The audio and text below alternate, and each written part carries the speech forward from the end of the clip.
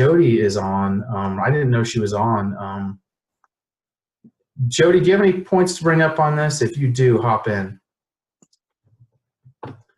She wants to talk about it. I'll text. She's probably working away on some other project. Hey, Thad. Yo. Can you, you talked a lot about the owner involvement and teaching classes and things like that. One of the things we're, concerned about or, working on is finding the right coaches to bring in there to allow us to back away from that. Can you talk a little bit about finding the right people to get in there and coach for you? Oh, gosh, I wish my wife could get on and talk about this because her hand is a lot heavier on there. Let me see. She just texted me back. Okay, there she is. Jody, I think this is your perfect time to get – there she is. Finding the right coaches. Do I unmute myself? Is that how it works? All right. Yep, unmute. Yeah. Can everybody hear me? Yeah. Okay. Yep. For us, this is a very, very particularly laborsome process. We throw up ads on Indeed, and my core group that I actually started with, I started the hiring process right almost after we got into FitBody, and I just started interviewing and hiring, engaging with people, trying to figure out if they're a good fit. And then, of course, that core team I started with doesn't have the building blocks that we do now with our teams, which what we do is make them run through our internship program.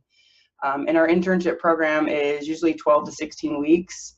And I actually use local universities. So I get a lot of college students in there in exercise physiology. They have to do some type of intern or externship with the university. So we get those students. It's nice because it's their field. A lot of them can't do a paid internship. But if I do get people out in the local community, they actually seem to be more invested. I usually get people who are wanting to make a career switch, not happy with the job they're in. They just don't know how to get their foot in the door with fitness. And so they're very passionate people, and they're so honored to be a part of the program. And I pay them $400 a month to be in the internship program. And that is basically 2 days a week. We do classroom with me. I teach them fundamentals of coaching. I teach them, the biomechanics, the training aspects. I teach them all about our system, how we run those sessions, basically how to be an FBBC coach, basically. But they also are prepped to take their NASM CPT. So they get that value out of it. They know exactly what to prep for. And typically I find most of the staff I've hired after we opened our first location through that program. And if they do decide to stay, those are the people that, I find I can always, train that person the way I want them to train, but you can't teach that passion, that personality. So that internship program really helps me weed through people who are very passionate. And I get, about 3 months to figure out if they mesh well, if they say what they, or if they do what they say they do. If they're really genuine with our clients, if the clients like them, if the coaches like them. And my coaches, we're all a big family, so they'll let me know, hey, this one's a no, this one's a yes. And they just, they learn our system, and by the time, the internship ends, if we have a position for them, we offer it to them. A lot of times we've even pulled them early because we've lost a coach here and there, and I've had, a group of 5 to 10 people to choose from, which is fantastic at any time. And of course, we have extra coaches on the floor during our sessions, which Hey, Jody. helps out. Yeah. Hey, what about starting out fresh? I mean, obviously, I don't think any of these people are going to have an internship program or have the time to start an internship program right on grand opening. So what about the process for getting, you're just opening, you don't know what you're doing? Obviously, the internship program I think is a goal. I mean, I would honestly hire for personality. That's the main thing you're looking for, is what are they like? Are they passionate as you are? I would do a couple follow-ups. I'd have, if it's you and your spouse, I'd have both of you interview them at different times to see if different things come up. I have a little, and I think I redacted it from the FBBC interview process, but I take that sheet and I ask them those questions. I ask them really quirky things. I say, what are the top 5 most important things in your life right now? And just watch them squirm, because it's hard to come up with 5, and see what they value, 1 through 5. And then I'll ask them follow-up questions based on those 5 they chose to kind of get a figure of, where do they live? Why is mom and dad on here? Where's your family? Where are you from? So you can ask a lot of in-depth questions by figuring out what their top 5 most important things are. And then, I'll ask them, an embarrassing thing, like if I walked into your house, what would be the most embarrassing thing I'd find, and see what they come up with, see what they choose. Also, the resourcefulness question of, if a problem happens, you're coach is out, the manager's out, you have nobody to turn to, you have no idea how to solve the problem, what would you do? And, you know, you'll sit there and watch them squirm and say, well, I would call the manager. No, manager's out. Well, I'd figure it out. You don't know how to figure it out. You don't know what to do. So what would you do? And I'm looking to see like how resourceful that person is to act on the fly. And basically what I look for is them to say, Google it. I'm like, just, you know, figure it out on your own. You know, don't wait for it to happen. Don't phone a friend, just Google it. But those type of questions will help me figure out who I want to bring back in. And it's been so long, but I remember the first location we opened, I had probably a group about 5 or 6 that I was interested in. And after the second interview, we brought them all in together and we did a mock session. And I let them all kind of go on the mic, lead it, you know, see what they sounded like, get the nerves out, see how they meshed with each other. Just figure out coaching tips that we could give of, you know, how to be yourself on the floor, how to pretend like, you know, an MTV crew is watching you and filming you, and you've got to, you know, put on your game face, be an actor. And I would say basically based off of, you know, those 3-step processes, I was able to find my core 5 when I was starting. And I wasn't really a main coach when we first started. I was on the floor helping them to make sure that they're doing, you know, what I wanted them to do. But I immediately made sure that I wasn't associated with being the main coach. So the clients didn't make a huge connection to me always needing to be there as a coach. But of course I'd fill in here and there when I'd lose trainers. Anything else that you can think of? No, I think the next step to talk about really is definitely you don't want to be on the floor the whole time. I think we've hammered that over and over again. But the next step is, okay, so you're going to be running the location. You're going to be the main person on the ground there. I think it really depends at that level. What are your goals with your location? Is that your passion? You want to run the location? You want to be there? Or is your goal to grow? If your goal is to grow and add another location, expand this one, and then you need to replace yourself there. There's no way around it. So your goal needs to be to figure out a way to replace yourself there, or hire somebody that can do what you do there.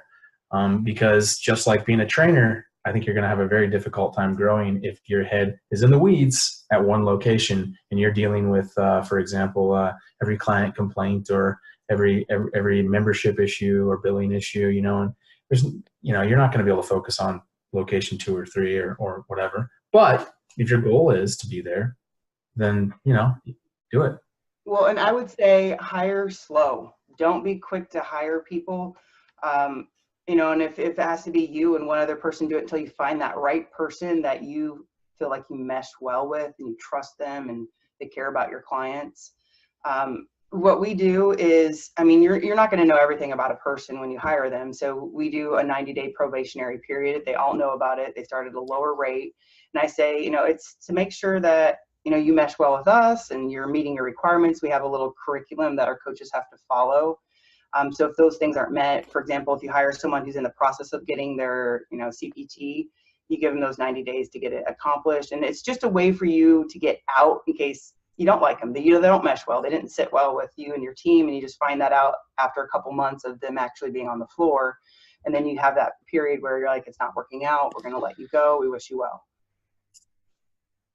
Jody, can I throw something in there as well? I've come across this situation a couple of times, and I think Anna might have probably went through this too. There was an owner out west who hired a coach based on the recommendation of another FBBC owner with a very stellar recommendation. So the owner hired them really kind of sight unseen. Well, you know, a good coach is, whether a good coach is good or bad is very, very subjective, and was very surprised to learn that this coach wasn't nearly as good as expected, and didn't turn out to be such a great coach after all. So I think referrals from other FBBC owners, while it's good to do some fact finding, I don't know that you could ever rely on like a really good recommendation and just hire without actually seeing them. And any comments? Well, I'm not going to pat ourselves on the back here, but we did send one of our coaches to another location up north, and I guess she was totally different style. I mean, full of energy, just jumping around. It wasn't the same way. They did it totally differently. So, I mean, and we've seen other FBBCs that we're very high energy. Our coaches are like Anthony Robbins mixed with a motivational drill sergeant, a personal trainer, all in one. Not a drill sergeant. I hate to use that word, but Anthony Robbins / personal trainer, all in one. And that's the way that Jody grooms them. And it's not just a personal trainer walking around correcting form. That sucks. That's not what FBBC is. But yeah, I asked her how was her experience there. Well, she goes, I was a lot different than the other coaches there. He said, but they all liked me. So. Yeah, and like my biggest tip is, even if they don't have all the certifications you're looking for and you love them, they have an awesome personality, keep them.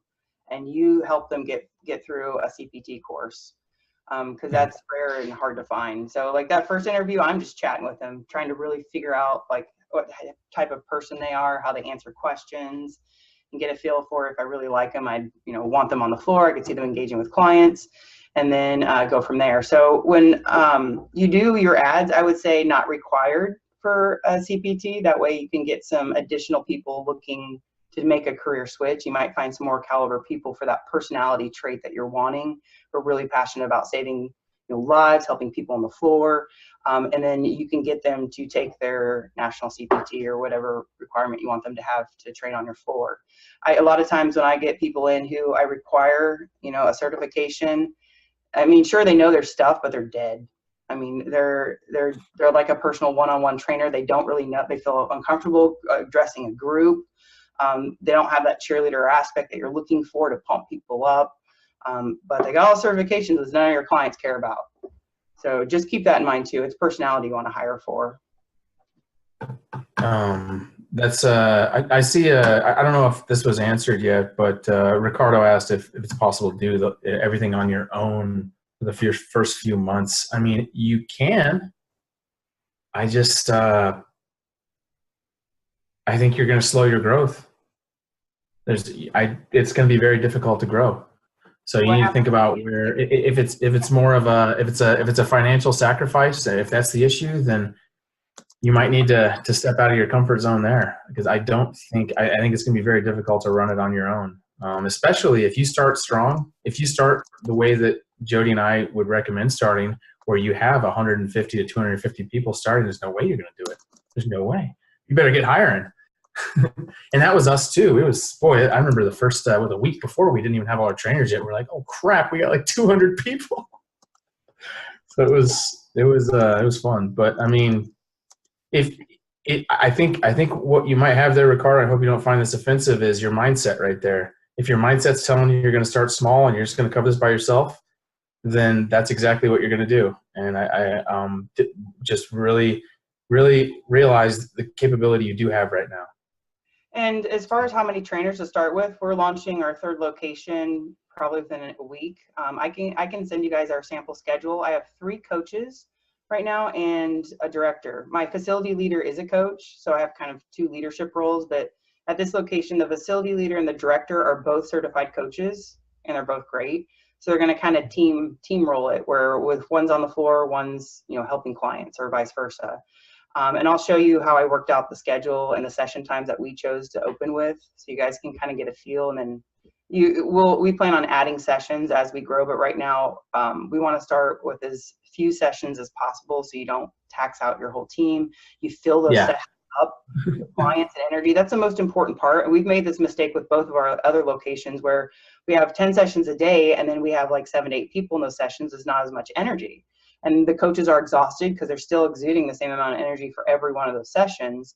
So starting off with, we just lessened the sessions at our first location, and now they're packed full of energy.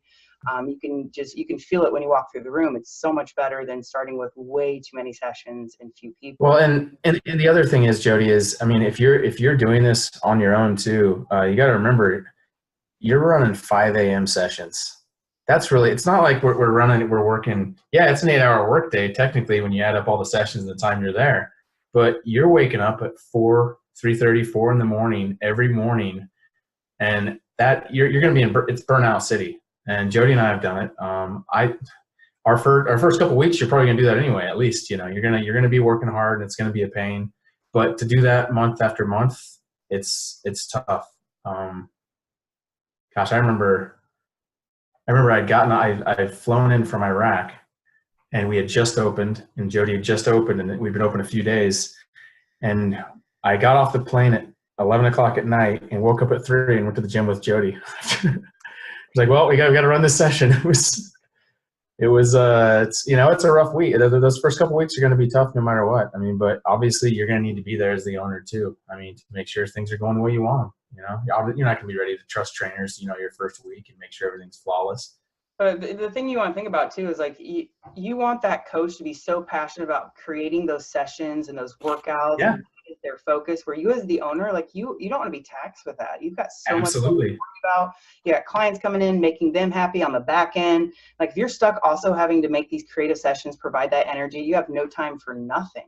So I would at least start with 2 extra coaches at minimum. And that way, I mean, you can pop in here and there. We have 2 coaches in every session for security, you know, in case, you know, a client gets injured or goes down and one coach has to help them. Someone walks through the door, that coach can come off the floor and greet them. For security too, if something happens at your studio.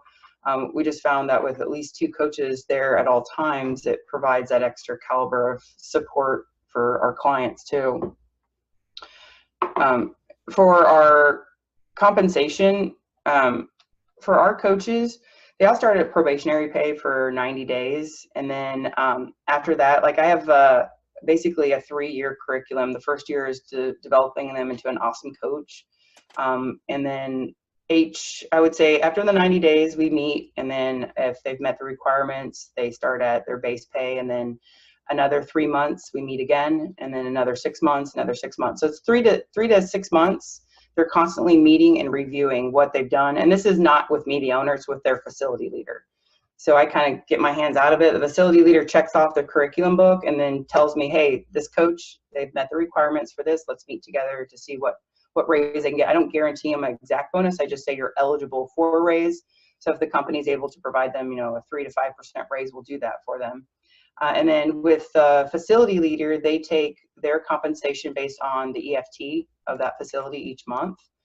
And the director, what we've done in the past with the director is a compensation based on billables. Your director's in charge of clients and making sure payments go through and the back end for your business, for us anyway. And so we make that bonus based on making sure the payments have been made, there's no cancellation. She's followed up with people who had failed payments. And then we're working in sales too. So our next step is to make the director also sales. So they would meet with clients and get a bonus based off sales. And the new one we're opening right now, it's kind of tossed between the facility leader and the director. So both of them, depending on who's on the floor and who's not, they'll be the one that's doing sales. So they'll kind of split the load for sales consultations. Were there anybody have any questions on that? I did want to hit up Facebook ads really quick and some of the techniques there, but while we're talking about if I could just throw one comment in, Jody, going back to what you said about hiring coaches, and this is something consistently that I've heard from many of the more successful owners, is that really hiring for character and personality, and forget whether they're really knowledgeable or not, because you can teach them how to coach. You're really hiring for their character first, right? Absolutely. Like if they've got a personality, work with it. I mean, believe me, you can teach them the way you want them to train. You really can. I mean, it's just, we all know that those stupid tests you have to take for a CPT are ridiculous. And what you want your client to know is the basics. You can teach them the form you want them to correct out there. So they sound knowledgeable. And most clients don't know any of the specific terms anyway that you have to know. And nobody cares, again, what certifications your coaches have. They want to know if your coaches care enough about them to get them results. And so that personality is going to be a huge, huge issue. If they don't have it and your clients don't feel motivated by them, they're like, well, I'm motivated, but they do have their master certification. They don't care. So again, it's the personality, the engaging, that they go after your clients. We've had a coach actually that's still trying to get her certification. She's a horrible test taker, but clients love her because she follows up with them. She cares about them. She texts them all the time. She's engaging with them. She's constantly motivating, constantly cares. She just loves people. And it's hard to find personality like that. So we do make exceptions, as long as they give that, they're giving you what you want for your clients, then I would really suggest you guys making exceptions as well. Let me clarify. They don't text them through their personal phones. No, yeah, we use a program called Fit Pro Tracker, which is fantastic. If you guys aren't on it, I would suggest you get on it. It's going to make your life easy. It's all automated. So of course, the back end's hard. It's a system you have to figure out, but once you figure it out, it's autopilot. It automatically sends text, emails, messages, nutrition, whatever you want to your clients on a schedule. And it's a text in number, so they text it, it goes to you, the coach. I mean, it's been fantastic for us in cleaning up. Well, also for lead follow-up too, it's been great. Yeah. The good news is, guys, she's talking about Fit Pro Tracker, right?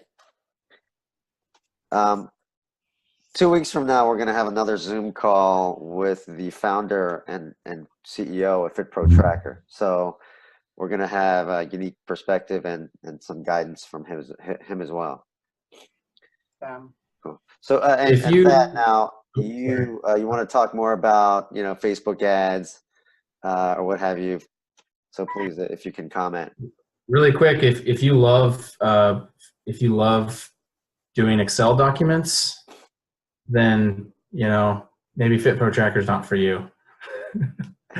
But big Excel documents, lead follow-up, all that stuff that was so messy for us is cleaned up in Fit Pro Tracker. And the best thing is you can have a chain of, you can see every single communication a coach has with the client, the text, the email, even the call.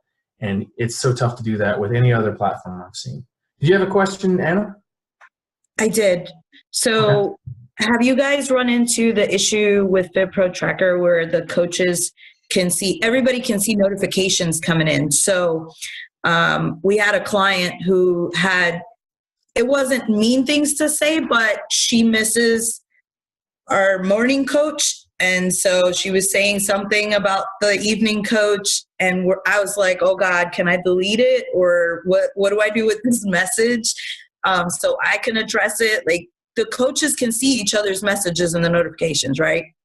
Correct. And I think that's one of the benefits. Like, you guys want to be a collaborative team. And I think criticism is constructive. I mean, you take it, they have to know what clients are feeling towards them and about them. And so they can do something to correct it. I mean, they're not going to be able to fix everything. Everyone's got ridiculous issues. But I think it's important to hear feedback from those clients. That's their job. I mean, they're there to serve and please those clients. And if it's something that the coach can actually correct, they should hear it. And other coaches should know about what they're complaining about or what they like from a morning coach. So maybe your evening coach can adopt some of those skills and apply it towards their evening sessions. But I would say leave it open. It was kind of a knee-jerk reaction at first, and then when I thought about it, I was like, well, it may be good. Not that she'll see it because she's not doing what she's supposed to. She's on her way out. And Kwang, that's the person that you had alluded to earlier that I got the recommendation for. I will tell y'all that she had the personality and she preached like she had the character. I needed someone like really fast, and I got such a great review on her. She said she was a lead coach in the previous location. Come to find out, she was the only one because the owners were the other two coaches. So so there was a lot there that I was misled on, and the clients, the night classes, like the attendance is suffering. So just, hold to your standards, no matter how tough or how fast you think you need a new coach, because now I'm in the hiring process again. But really hold to your standards, know what you want, and definitely have those mock sessions, because I didn't do that, taking into account that she was a lead coach and she's been a certified personal trainer for 6 years. So that's my tidbit on that experience. But thank you guys on the Fit Pro stuff. Yeah, if I could throw something in as well. I'm sorry, Jody. Yeah, go ahead. I was following up with an owner close by, and I guess she's still trying to get the profitable. I think she's going in the right direction. One of the things that she had trouble with was one of her coaches was just a rotten apple in the bunch. Now, she was good in many ways, but she was also very negative in a lot of ways, and it kind of spilled over into one of the other coaches who began to adopt sort of her personality. And now she had two coaches who were kind of who had gone off the rails in terms of the culture of what she was trying to build, and it showed in her business and the progression of her business. She's since replaced them and is already seeing a positive impact because she's replaced them with people who are much more in line with the culture of her business. Yeah, one thing you can do too is have a requirement when you hire them that they have to shadow 10 sessions if you've already got coaches. We've done this before. I did my internship program, and they'd come in, they have to check off. And so they're shadowing, and basically what I tell them in that pre-interview process is you shadow basically as many sessions as you need to until you feel confident enough to go on the mic. Now, when you're confident enough to go on the mic, you've shadowed, you've watched the timer, the coaches, see how they engage, then call me in, and I'm going to basically evaluate you on the mic. It's your audition. And so they'll go on the mic, they'll audition, and they can let me know, no, I would like another chance, or I want a couple more, or I'll tell them, I need to see you maybe 1 or 2 more times on the mic, and then you make your decision after that. So if they're vested, they will continue to shadow your coach if they really want the position, and you'll get to weed in all those factors of how do they engage with the clients, how they engage with the other coaches, or do they have the personality you're looking for, do they have something you can work with. And I tell the people I interview that, I'm not looking for perfection. You can make mistakes. I'm just looking for something that I can work with. If I feel you have potential, I'll hire you into our probationary status, and we'll go from there. So I would consider that too. Have them shadow. Ours used to be 10 sessions, but basically we found that people who are good at group training didn't need 10 sessions, and it was just a waste of their time. So I made it shadow until you feel confident enough to go on the mic where you can audition for me. Great. And if you have coaches that are spreading poison, you got to cut that off right away. Don't hesitate. Right. I mean, that's yeah, and then that's what I was getting at. Yeah. That's what I was getting at with the owner I met with. What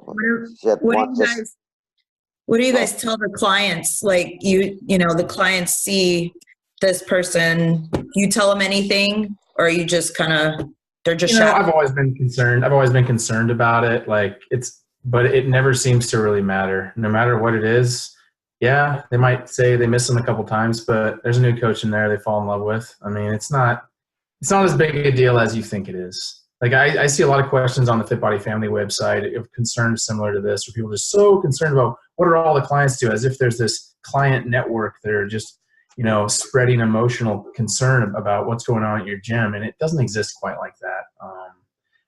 What happened? Well, they had to move on somewhere else, but we've got this awesome new trainer, and then maybe we'll get I wasn't concerned about those. I'm saying while you're doing the shadowing sessions, do you have any issues? Yeah, no, I'm fortunate that my clients are like one big family, and you can see it on our Instagram. But they're always, I don't think that they mind that. It's just like, if I'm going to go through how many coaches am I having shadow? Like, is it all the ones that I think are good candidates so I have a pool to pick from? Or is it the one that I picked and they're doing the shadowing just to prove that they can stay? I think if you think some people might surprise you. There are people that have really come out of their shell. Jody and I have more than one example of people that we thought were going to be horrible, that after they got in there and kind of got on that mic and they really kind of, whoa, what happened? And some of them, it took 5 sessions, but then boom, they're one of the best coaches we got now.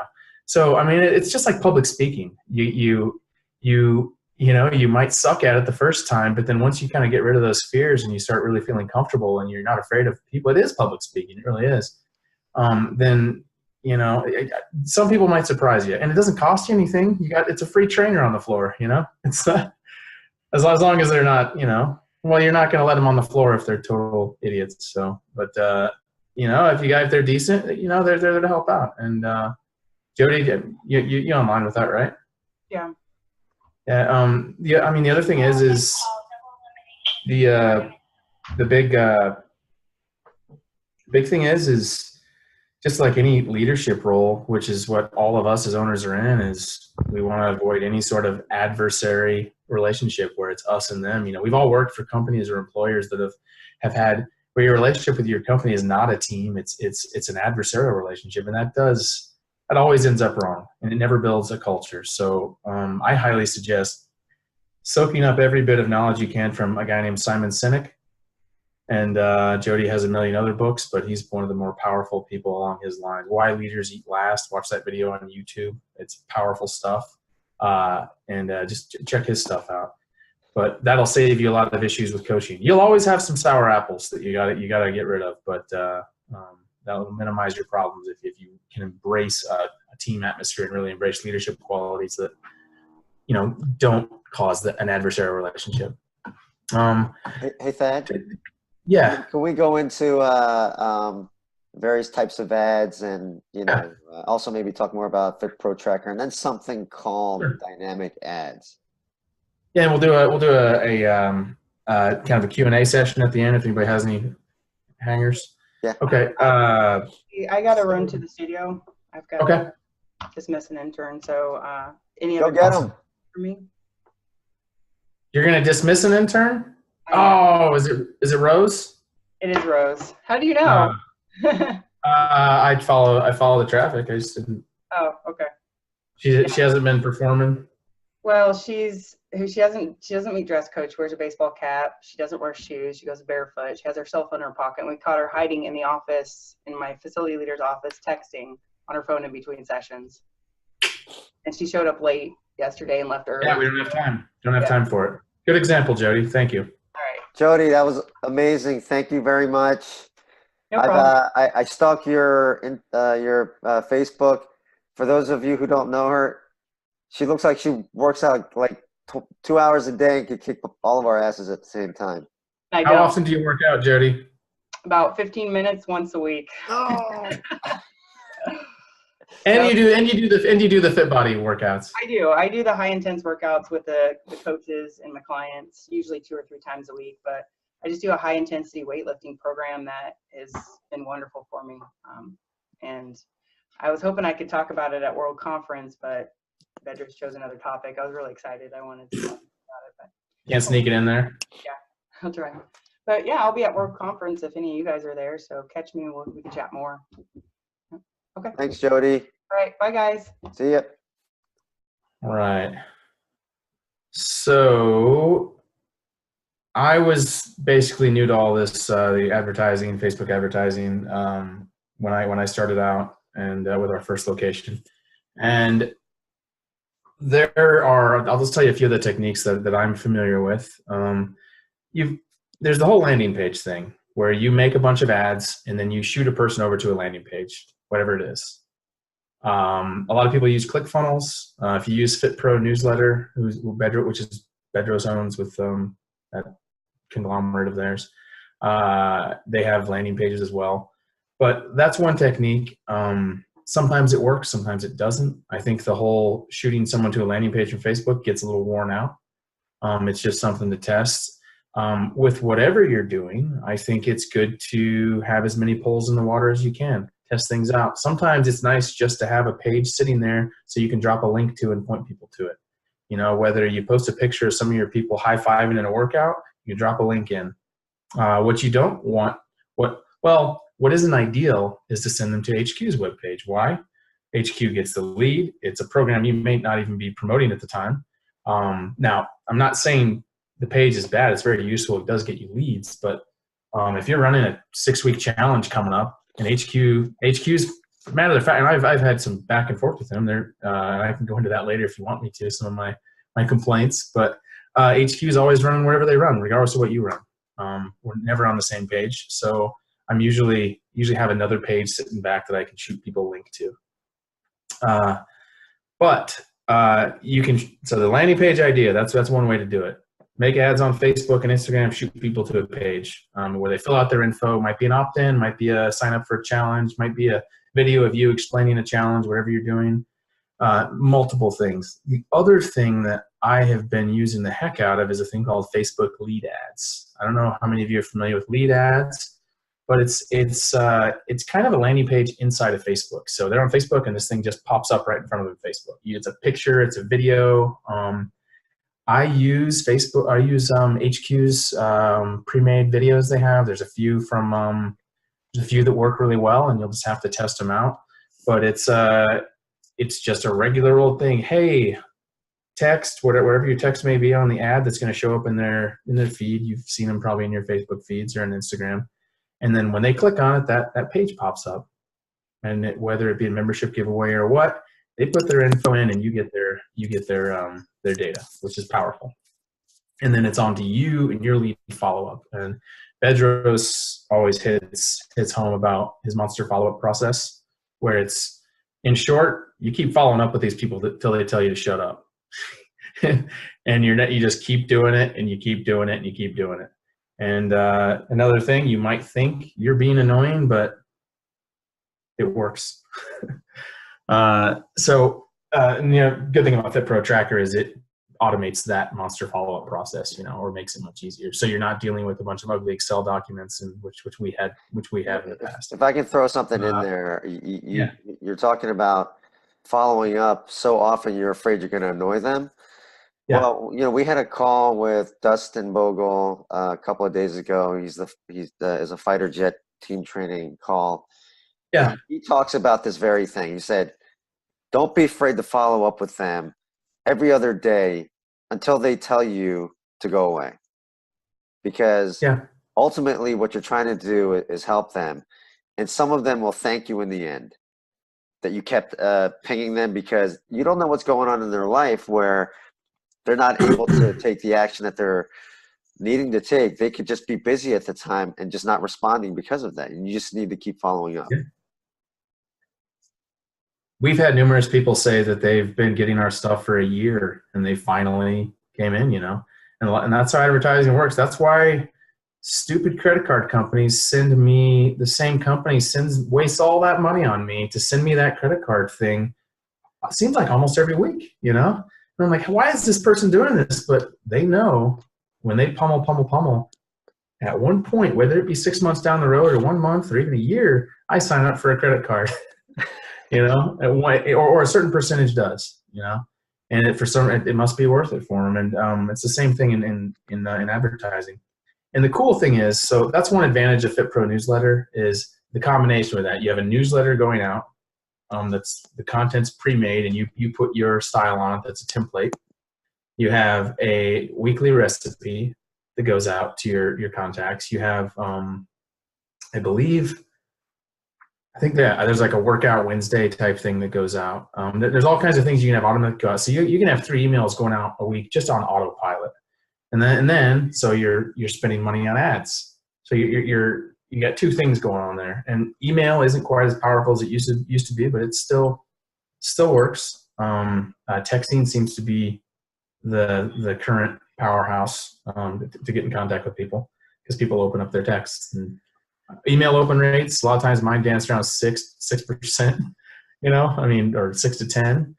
Text open rates is in the 90s. So it's now with these lead ads, you can take 1 or 2 routes with them. You can set up a lead ad, and Facebook, you can find a YouTube video on it, but Facebook will basically put it into an Excel file you can download, and you can do whatever you want with that data.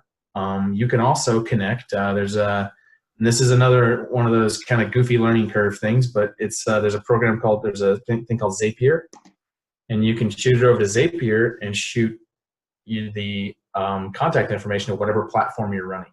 So you could shoot it over to FitPro Tracker, for example, and have them, once they put in a lead ad, go to FitPro Tracker, and they get texted 10 minutes later. Oh, hey, saw you opted in, and it's all super friendly. So that's also the power of, that I think, of having at least some sort of good program like that. I hoped Club Ready was going to be what Fit Pro Tracker was, and we were probably going to cancel Fit Pro Tracker, but right now it just isn't. And so we're still using Fit Pro Tracker. There's, I'm happy to answer any questions about ads after this. I want to hit one more thing. There's another thing you can use when you're making ads in Facebook, whether it be a lead ad or just an image with text that people are popping up on their page, shooting them to a landing page. But you can set up an ad called a dynamic ad, and it lets you test out multiple images, multiple videos, multiple lines of text, all in one ad. And the reason it's valuable to me, in my experience, is it saves me time and money, and lets Facebook sift through the various combinations. Otherwise, I would have to build multiple different ads with different text, and then the downside is a lot of times those ads will actually compete with each other in the Facebook auction marketplace. So this is one way you can do it. You can make what's called a dynamic ad. And so, for example, right now I have a dynamic lead ads running for all my locations for 21 day.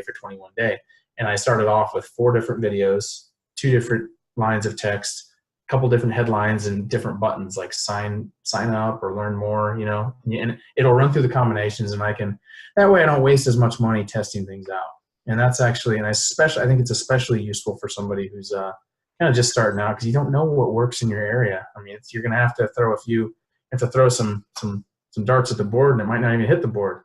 So this helps you. So this dynamic ad, if I understand it, is you're just creating some images or videos, and then different lines of text that go along with those images, and Facebook, you know, I guess switches and matches and posts them periodically, and I guess there's some sort of algorithm that looks at and measures the returns on those combinations, and then okay, that's really amazing, I think. Yeah, and then what you can do is, it's easy to be impatient on this process. So let it run for a day or 2 at least, and let it see what it does. You know, you might spend $20 or $30 a day, but just get a feel for it, and you'll see automatically stuff that just sucks. It's been shown to 1,000 people and nobody's clicked on it, you know. And then you'll see other ones where, you know, it's it's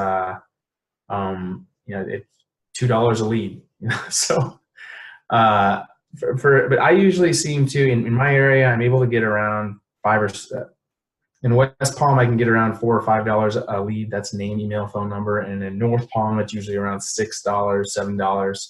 Delray, I've gotten, I don't know, just with lead ads alone, I've gotten about, I think, 1,600 leads or something, all dancing around $6 a lead.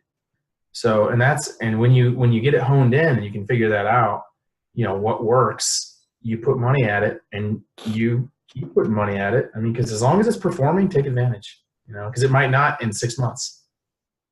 You know, the summer's here. It might work more better during the winter time, you know, and all that, you're testing out demographics too. So, hey, but, so if anybody has any questions about lead ads or Facebook ads, I'd be happy to help. You can also pay somebody else to run stuff for you.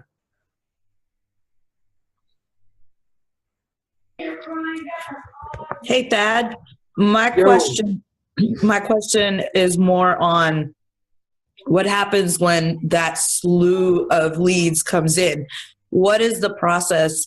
Because that's what I've been trying to hone in on to make things more efficient for my admin. Yeah. I currently, you know, like I said, I have that night coach. I'm trying to hire a replacement because my one coach, she was burning out. So like, how do you handle the orientation process or the onboarding process? What do you do? Well, I mean, it depends on what type of ads you're doing, obviously. I mean, you could be running a free week, or maybe a 21-day thing, or maybe a big challenge. We found, just for getting people in, we're not doing, Jody used to do orientations every weekend, and we found it just wasn't that valuable. And we actually made video orientations that we're working with right now. But for the admin, I mean, you're using Fit Pro Tracker already, so I would set up if you're going to do lead ads, I would make the connection to Zapier. It's not tough, and I'm sure Antonio could help you out with it, or I could too. It's just you connect it to your FitPro tracker, and you set up a chain of events that's going to happen, a campaign in FitPro tracker, so that at least they're automatically getting hit up, and then when they respond, that's when your admin gets in contact with them. Because I mean, if you're sending them a text every day that seems like it's real, and and they're not responding, well, maybe they're a cold lead. But most of the time, people get a text, an email, and a phone. They keep getting it. They're either going to tell you stop texting, or they're going to respond and say, "Yeah, I'd like to come check you out."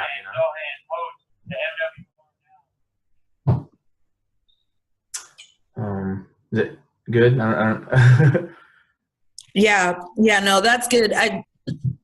Because we did a lead ad. We did, it was like 6 days. It was only $200 just to test out a lead ad, and we got 52 leads off of that.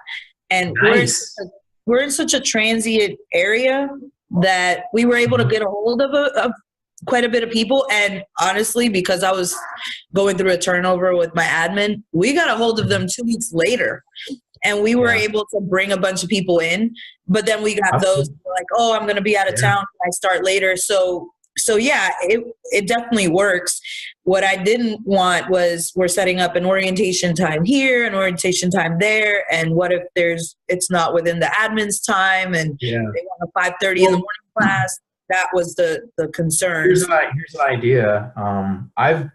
We've been able to outsource a few of our jobs. One of them is lead follow-up.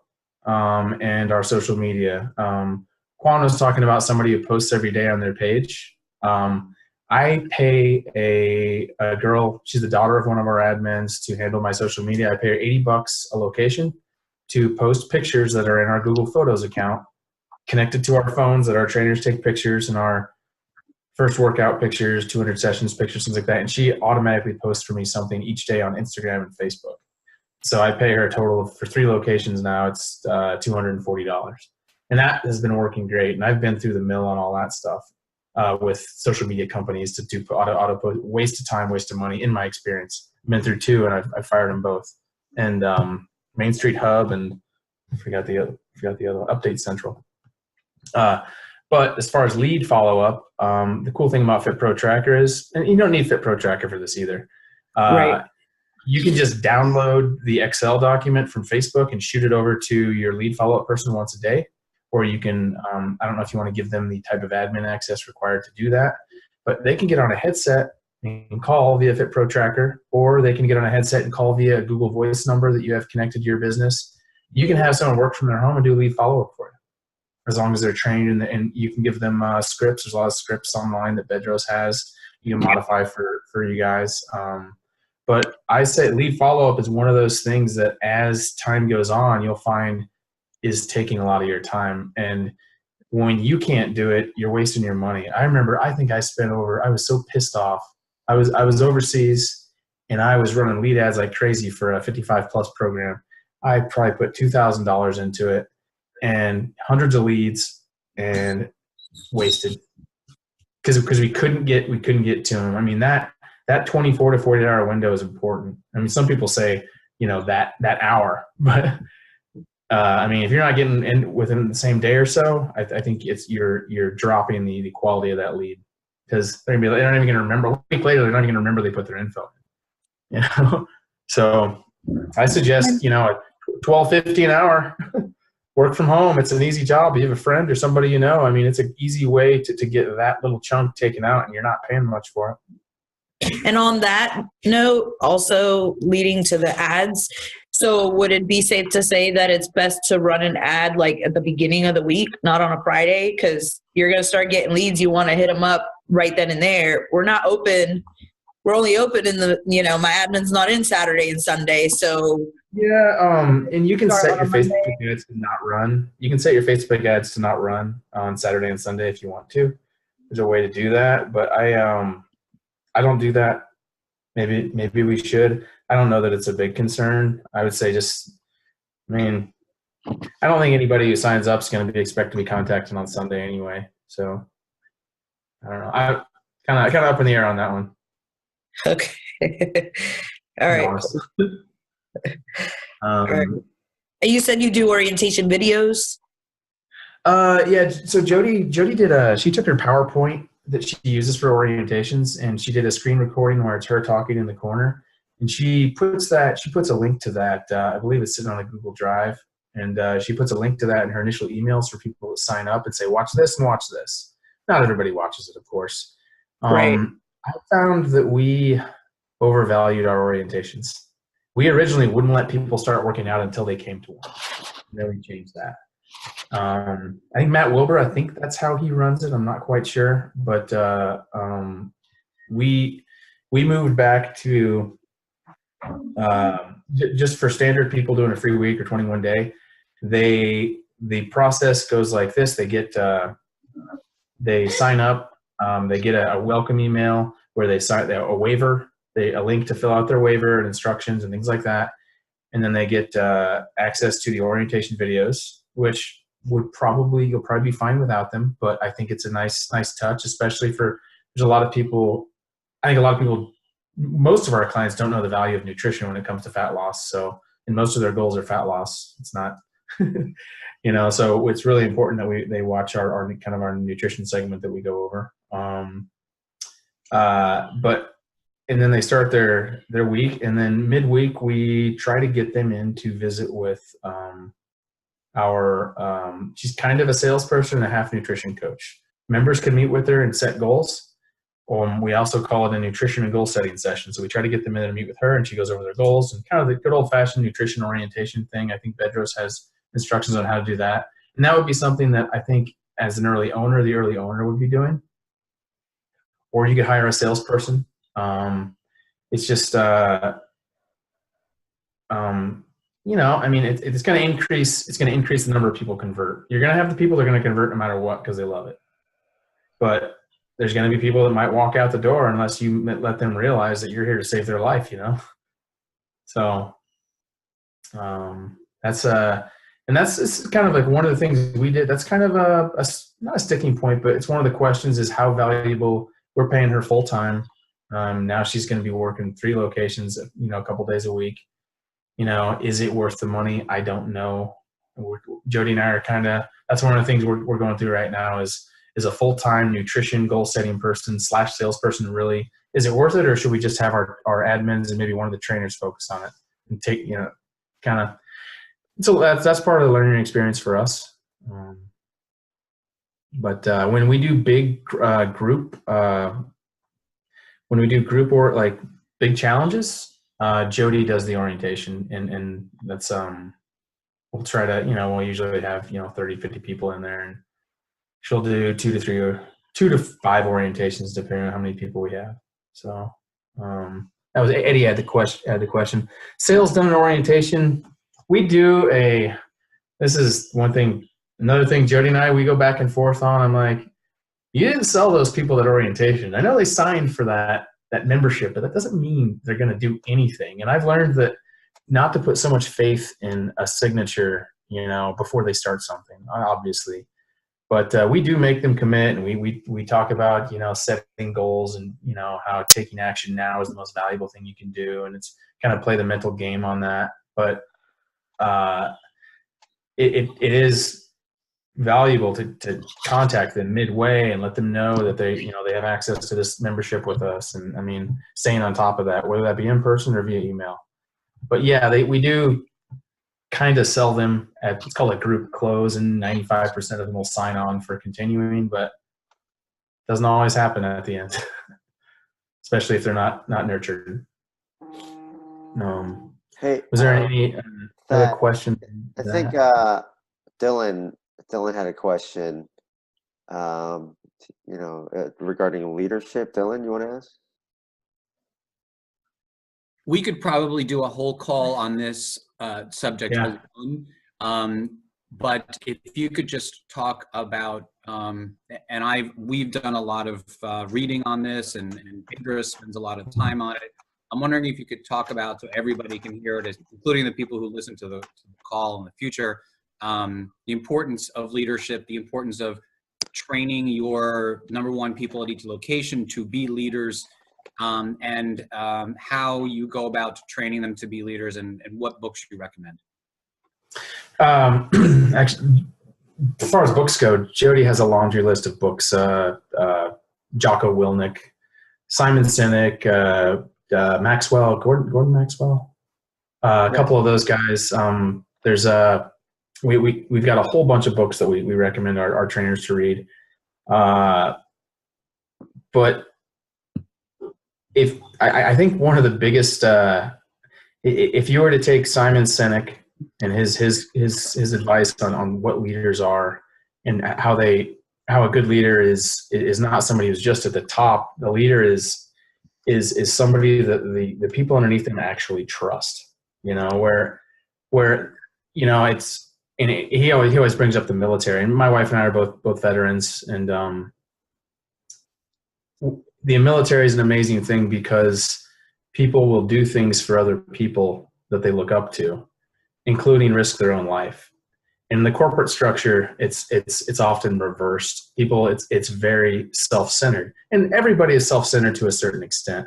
But if we can tap into some of that, where you really can embrace this team mentality, and that includes, I think, just doing simple things like weekly team meetings, having sit downs with your people, being there for them, and whatever leader you have on that team, consulting them on their problems, how they're dealing with them.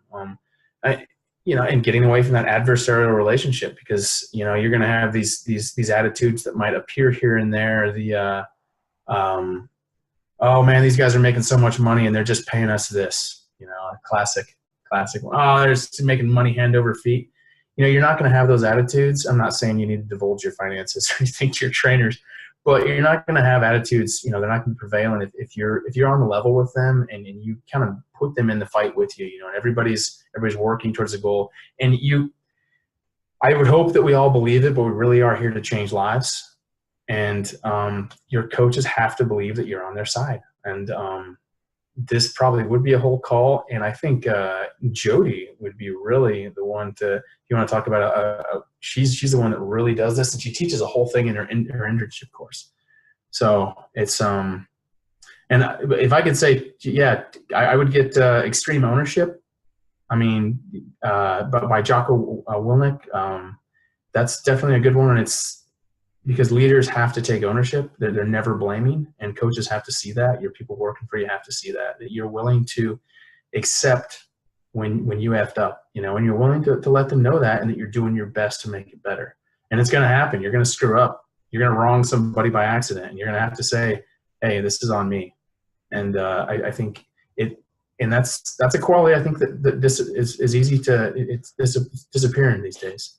So I think Extreme Leadership is an amazing read. I have the audiobook, and I listened to it several times on a loop, and you learn more things as you listen to it over and over. So I totally agree. And also, if you guys could do one thing, I seriously look up Simon Sinek on YouTube and watch some of his top videos, and you'll be really useful stuff there. He's done a lot of leadership courses for big corporations like Google and Amazon, and he's a heavy hitter, and he's smart as heck.